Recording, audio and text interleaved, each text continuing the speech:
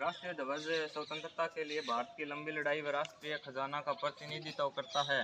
यह स्वतंत्र भारत के गणतंत्र का प्रतीक है। देश आज़ाद होने के कुछ दिन पूर्व 22 जुलाई 1947 को स्वतंत्र भारत के संविधान को लेकर एक सभा आयोजित की गई, जहां पर पहली बार राष्ट्रीय ध्वज तिरंगा को सबके सामने प्रस्तुत किया गया। इसके बाद 15 अगस्त 1947 से 26 जनवरी 1950 तक राष्ट्रीय ध्वज को भारत के अधिराज्य के रूप में प्रस्तुत किया गया। 1950 में संविधान लागू होने पर इसे स्वतंत्र गणतंत्र का राष्ट्रीय ध्वज घोषित किया गया। राष्ट्रीय ध्वज को पिंगली वेंकैया द्वारा बनाया गया। इससे 7 बार परिवर्तन किया गया। नंबर 1, 1904। भारत के राष्ट्रीय ध्वज का इतिहास आज़ादी के पहले से जुड़ा हुआ है। 1904 के आसपास पहली बार राष्ट्रीय ध्वज लोगों के सामने आया था। उस समय इसे स्वामी विवेकानंद की आयरिश शिष्या सिस्टर निवेदिता ने बनाया था। इस ध्वज का रंग पीला व लाल था, जिसमें लाल रंग आज़ादी की लड़ाई व पीला रंग जीत का प्रतीक था। इस पर वंदे मातरम लिखा हुआ था। इस पर भगवान इंद्र का अस्त्र वज्र व सफ़ेद कमल का चित्र भी बनाया गया था। वज्र ताकत व कमल पवित्रता का प्रतीक था।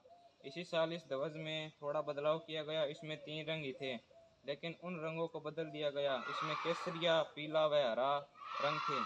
इस ध्वज को 7 अगस्त 1906 को कोलकाता में पारसी बागन चौराहे पर सुरेंद्र नाथ बनर्जी द्वारा फहराया गया।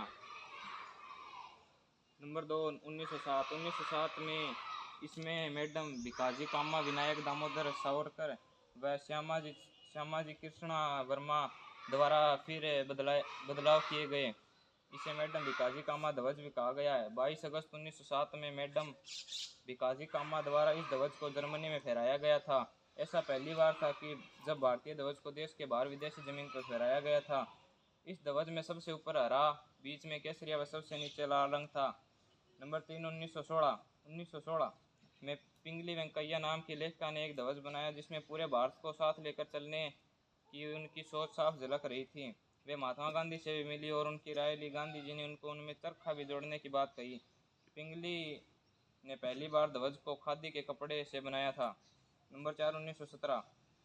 1917 में बाल गंगाधर तिलक ने नए ध्वज के रूप में अपनाए। इस ध्वज पर सबसे ऊपर यूरोपियन देश का झंडा भी जुड़ा हुआ था। बाकी जगह में 5 लाल 5 नीली लाइनें थी। इसमें 7 स्टार, जिसे सप्तऋषि भी कहते हैं। इसमें अर्धचंद्रमा व एक तारा भी बनाया गया था। नंबर 5, 1921। महात्मा गांधी चाहते थे कि भारत के राष्ट्रीय ध्वज में देश की एकजुटता साफ साफ झलके। इस वजह से एक ध्वज का निर्माण किया गया। इस ध्वज में भी 3 रंग थे, सबसे ऊपर सफ़ेद, फिर हरा, बीच आखिरी में लाल। इस ध्वज में सफ़ेद रंग देश के अल्पसंख्यक, हरा मुस्लिम जाति व लाल हिंदू व सिख जाति को दर्शाता था।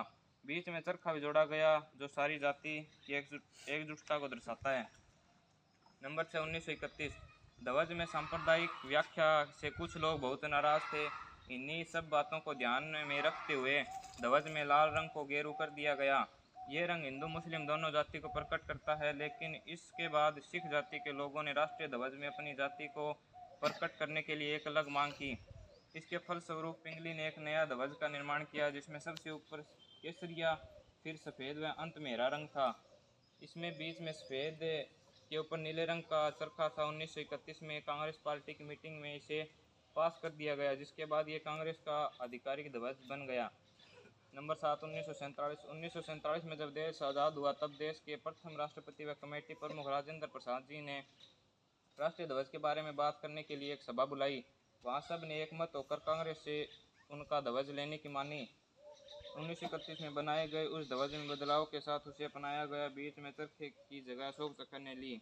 इस प्रकार अपने देश का राष्ट्रीय ध्वज तैयार हो गया। राष्ट्रीय ध्वज के कुछ रोचक तथ्य। राष्ट्रीय ध्वज को 29 मई 1953 में दुनिया के सबसे ऊंचे पर्वत माउंट एवरेस्ट पर फहराया गया था। मैडम भिकाजी कामा पहली इंसान थी जिन्होंने राष्ट्रीय ध्वज को विदेशी जमीन पर फहराया। 1984 में राकेश शर्मा द्वारा इसे अंतरिक्ष में फहराया गया। दिसंबर 2014 में चेन्नई में 50,000 लोगों ने राष्ट्रीय ध्वज बनाकर एक रिकॉर्ड कायम किया। दिल्ली के सेंट्रल पार्क में सबसे ऊंचा राष्ट्रीय ध्वज फहराया गया, जिसकी लंबाई 90 फीट व चौड़ाई 60 फीट थी। धन्यवाद।